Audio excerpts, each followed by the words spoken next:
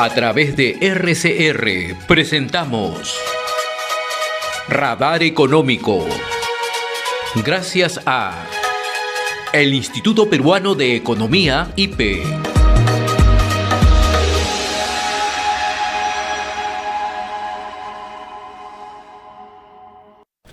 Siempre es un gusto darle la bienvenida en esta parte del programa en Radar Económico, gracias al Instituto Peruano de Economía, Luciana Casia. Luciana, qué gusto saludarte. Igual. Muy amable, ¿cómo estás? Bien, comenzaron las clases en los colegios públicos, ¿no? Y naturalmente siempre llama la atención cómo estamos en infraestructura educativa, ¿no? ¿Cuál es la situación actual, ¿no? Y me gustaría comenzar por eso, ¿no? ¿Cuál es la brecha de infraestructura educativa que tenemos actualmente en el país? Bueno, sí, como mencionas, esta semana todos los alumnos regresaron a clases en colegios públicos. Y bueno, vengo a hablar de un problema muy importante, ¿no? Que es la infraestructura educativa. Aproximadamente 1.2 millones de estudiantes están regresando a colegios que se encuentran en alto riesgo de colapso, ¿no? Es decir, que se encuentran en condiciones de infraestructura muy precarias, ¿no? Que están demolerse, ¿no? Entonces es muy importante tomar la atención a este número, sobre todo teniendo en cuenta que la brecha en educación para infraestructura educativa para este año 2025, el año pasado, ha ascendido a 172.000 millones de soles, ¿no? Entonces, esa es la brecha que tenemos, 172.000 millones de soles. Para 2025, exactamente. Que es de hecho 25% más, ¿no? Que lo planteado como objetivo en el Plan Nacional de Infraestructura Educativa del 2017. Es decir, en lugar de aminorar la brecha, sigue acrecentándose. Sí, exactamente. De hecho, el plan tenía como objetivo disminuirla en 60% para 2025, pero en cambio este aumentó en 25%. En esa línea me gustaría echarle una mirada a cómo andan los colegios públicos en el país. Un poco porque ustedes han desarrollado de una manera bastante precisa la situación. Sí, bueno, como te comentaba, ¿no? Aproximadamente 1.2 millones de estudiantes están regresando a ese tipo de colegios, que representa aproximadamente el 48% de locales educativos a nivel nacional, ¿no? Entonces es aproximadamente la mitad de locales educativos que necesitan ser demolidos, ¿no? O sustituidos, ¿no? Por su infraestructura precaria. Entonces, ¿esto qué significa? Que también muchos alumnos están yendo, ¿no? A clases que también pueden ser, que están en alto riesgo, ¿no? De que se pueda caer algún pared, techo, ¿no? O las condiciones, ¿no? de agua, de desagüe, también son muy precarias, ¿no? Lo cual también tiene un impacto en el desarrollo educativo de cada alumno. Ahora, y si le echamos una mirada, ¿cómo estamos en el lado urbano y cómo estamos en el lado rural? Sí. Bueno, también se diferencian altas brechas, amplias brechas, ¿no? Entre zona urbano y rural, ¿no? Por ejemplo, cuando vemos colegios públicos en el área rural con los 3 servicios básicos de agua, desagüe y electricidad, vemos que apenas el 20%, ¿no? De colegios públicos en el área urbano, en el área rural tiene esos servicios completos. En cambio, si miramos colegios públicos en el área urbana, ¿no? Llega aproximadamente un 80%. Entonces vemos una brecha muy amplia, ¿no? En el área rural y el área también urbana.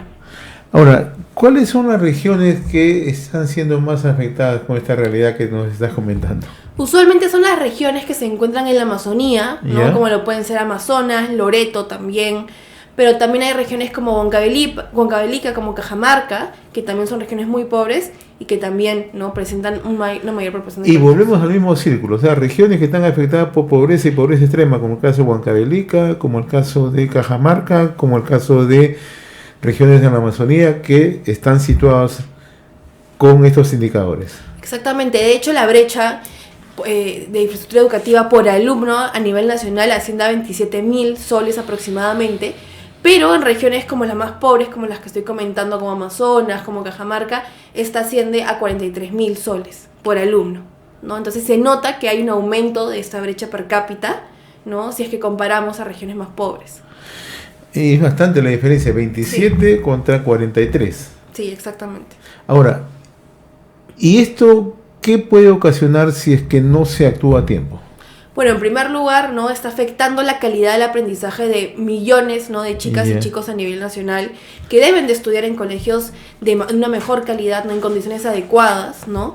Porque, a ver, también son servicios básicos que se deben de brindar por parte del Estado, ¿no? Como agua, como desagüe, como electricidad, y que son condiciones básicas para tener un aprendizaje de calidad, ¿no? Entonces, primero está ese punto, ¿no? Y también tenemos, por otro lado, el impacto a largo plazo, ¿no? Porque sabemos que también los chicos necesitan una educación de calidad y que esto va a repercutir necesariamente en cuando escojan una carrera o más adelante, ¿no? Bueno, el informe que ustedes han detallado con mucha precisión, hablan que en muchos puntos del país, incluyendo Lima, se utilizan aulas prefabricadas. Sí, en realidad no ha habido un trabajo de diseño o de reconstrucción total, sino que se utilizan por las situaciones de emergencia. Esto ocurre en Lima, donde se utiliza muchas escuelas con condiciones prefabricadas. ¿En provincia cómo están? Sí, exactamente. Para poner un poco más de contexto, ¿no? ¿Ya? En Lima, aproximadamente 1 de cada 5 locales educativos son ¿Ya? bolos prefabricados, ¿no? ¿Ya? Como tú dices, son, digamos, establecimientos, ¿no? Que se construyen, pero para un periodo determinado, ¿no? Entonces no debería, digamos, superar el periodo para el que están construidos. Y de hecho, muchos de esas módulos prefabricados se han logrado construir antes del 2019, ¿no? Aproximadamente el 2017, ¿no? Que fue el fenómeno del Niño, pero que hasta ahora siguen operativos. Y de hecho la cifra para Lima Metropolitana es 4 veces más, ¿no? Que el promedio nacional, ¿no? Que el resto del país. Entonces eso es algo que también, ¿no? Nos da una señal de emergencia en la capital, ¿no? Que muchos chicos también están yendo a colegios en módulos prefabricados, ¿no? Y en el caso de las provincias, en el caso de las zonas rurales, ni siquiera cuentan con aulas prefabricadas.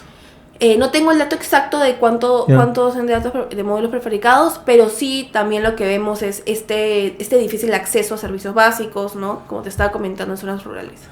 Nuestra invitada Luciana Casa, economista del Instituto Peruano de Economía, estamos viendo el tema de infraestructura educativa en el país y las cifras que nos están mostrando son más que preocupantes. El otro tema, en cuanto a equipamiento, ¿cómo están los centros educativos públicos en cuanto a equipamiento? Y también diferenciándolas en lo que tenemos en el ámbito urbano y lo que tenemos en el ámbito rural.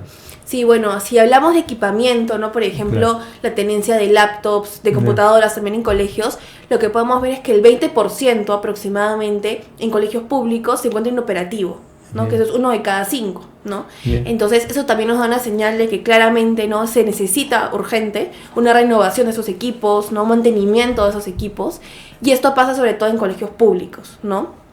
Entonces eso también, como te digo, es una señal, ¿no? Que se va a reparar. Y también vemos que hay también otra parte que son las laptops XO, que son las que se dieron a partir de un programa del Estado y que aproximadamente el 40% se encuentra inoperativa. ¿Ya no sirven? No. Esto es una realidad, pero sí, lacerante, ¿no? Sí, exactamente. Y sobre todo esto es también más urgente de atacar, porque si comparamos con años anteriores, sobre todo antes de pandemia, ¿no? Se nota que había un deterioro, ¿no? Un aumento, ¿no? De laptops y computadoras que se encuentran en estado inoperativo. Claro, y a ello se suma el tema de conectividad, sobre todo en las zonas rurales, donde muchas veces no tienen conectividad. Exactamente. Ahora, para entender un poco la situación, ¿cuál es la brecha que se origina entre ya el sector privado y el sector estatal o el sector público en cuanto a infraestructura educativa? Bueno, sí vemos, ¿no? Que hay bastante también una afectación también a la percepción, ¿no? Entre público y privado, ¿no? Mientras que, por ejemplo, en colegios de sector público, ¿no? Se tiene una percepción de que tanto la infraestructura y el equipamiento es malo o muy malo, y ese ya aproximadamente el 20% de la población que opina esto. Cuando hablamos de colegios privados, esto desciende al 4 o 3%, ¿no? De la población que opina, ¿no? Que la infraestructura o el equipamiento es muy malo o malo en el sector privado. Entonces eso también se refleja, ¿no? Como podemos ver en la percepción de la población sobre ambas gestiones. Y claro, o sea, como hemos estado hablando, eso también se deriva, ¿no? De esas condiciones de infraestructura precaria del sector público. Bueno, la pregunta es ¿qué hacer hacia adelante? ¿Cómo podemos siquiera mejorar o apuntalar a mejorar la situación fundamentalmente en los colegios públicos? Bueno, hay bastantes aristas que se deben observar, ¿no? Al momento de atacar o querer mejorar la infraestructura educativa. En primer lugar, se deben focalizar los esfuerzos, ¿no? Detectar estas brechas, dónde se encuentran estas brechas, ¿no? En qué regiones, ¿no? En qué zonas, en qué distritos, y poder focalizar los esfuerzos en estas zonas. De ahí también lo que se debe hacer, ¿no? Es hacer constantes evaluaciones, ¿no? A las instituciones educativas, también a los profesores, para poder evaluar el estado de la educación en cada colegio, ¿no? Y también lo que se debe hacer es priorizar, ¿no? Estas inversiones, como estaba comentando, en estas zonas, ¿no? Porque también vemos que el Plan Nacional de Infraestructura Educativa va a ser renovado para el 2028 y se debe incorporar más bien esos objetivos, ¿no? Con focalizaciones claras, pero también con las regiones que se deben ser priorizadas en el plan, ¿no? Ahora, esta brecha de 172.000 millones, de una u otra manera, porque esto responde a un presupuesto, ¿no? El presupuesto que tenemos es suficiente, por lo menos, para ir gradualmente superando estos casos, esta situación. Lo que sí debemos notar, ¿no?, es que se designa el presupuesto de educación, pero la idea es que se pueda designar, ¿no?, un gasto eficiente a las prioridades del sector, ¿no? Entonces, si hablamos, por ejemplo, de infraestructura educativa, que estamos viendo que es un problema crítico en el Perú, se han de focalizar los esfuerzos de presupuesto, ¿no?, a mejorar la infraestructura educativa, mejorar las inversiones en infraestructura educativa, ¿no? Más que otros tipos de gasto, ¿no?, que digamos son de corto plazo, ¿no?, y no tienen un efecto de largo plazo como es la infraestructura educativa. Ahora, y adicionalmente a ello se suma el tema ya climático, las condiciones de clima que se presentan, que en zonas, sobre todo altoandinas, zonas rurales, afecta considerablemente, ¿no? O sea, si no reaccionamos a tiempo, esto puede ir empeorando. Sí, claro, ¿no? Y como hablamos de los módulos prefabricados, ¿no?, que se construyen justamente en momentos de emergencia, ¿no?, también debe de, digamos, hacer una revisión el Minedu, ¿no?, de cuáles son los que continúan, cuáles son los que ya no están, deberían estar operativos, ¿no? Porque como se construyen justamente en tiempos de emergencia, cuando hay un fenómeno climático, un desastre natural, ¿no?, también se hace una evaluación si es que siguen o no. Muy bien, Luciana, yo te agradezco como siempre la amabilidad que has tenido con RCR, Red de Comunicación Regional, en nuestra secuencia Radar Económico, que llega gracias al Instituto Peruano de Economía. Muy amable, Luciana. Gracias. Hemos presentado Radar Económico. Gracias a el Instituto Peruano de Economía, IPE.